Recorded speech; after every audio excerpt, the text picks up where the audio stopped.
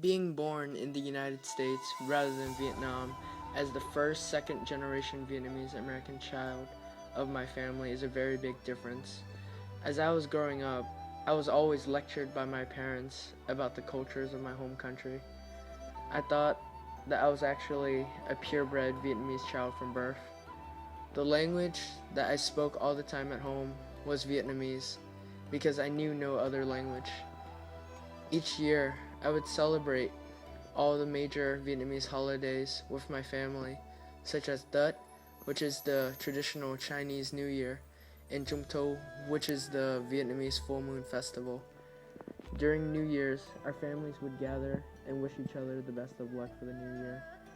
And after that, we would play games with one another and tell stories that we have encountered within the old year. A few months passed by, and then came the full moon festival in mid-September, where we would all sit down and drink tea with one another, eat delicious mooncakes, and tell stories with one another. A few years has gone by, and it was finally time for me to go to school. I remember the first day sitting in a classroom with a mixture of students at my own age, but from many different origins, all of which I've never associated with, because all I ever spoken was Vietnamese.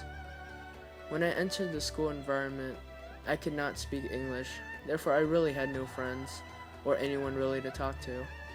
In addition, whenever I wanted to do something with the other kids, they would just leave me out during times like recess and lunch. They would not talk to me or associate with me due to the fact that I could not speak English.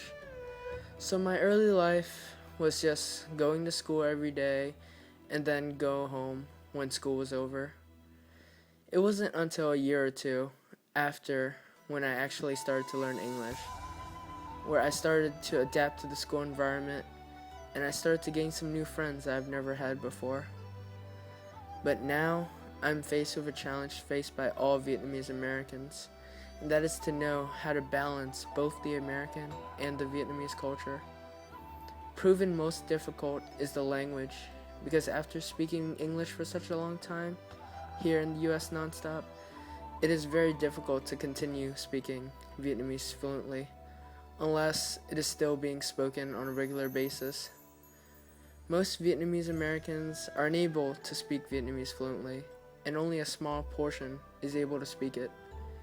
Being able to assimilate the American culture without forgetting the place of heritage is a challenge that is faced by all second-generation Vietnamese Americans whose parents left their homelands of Vietnam due to the oppression of the communist regime.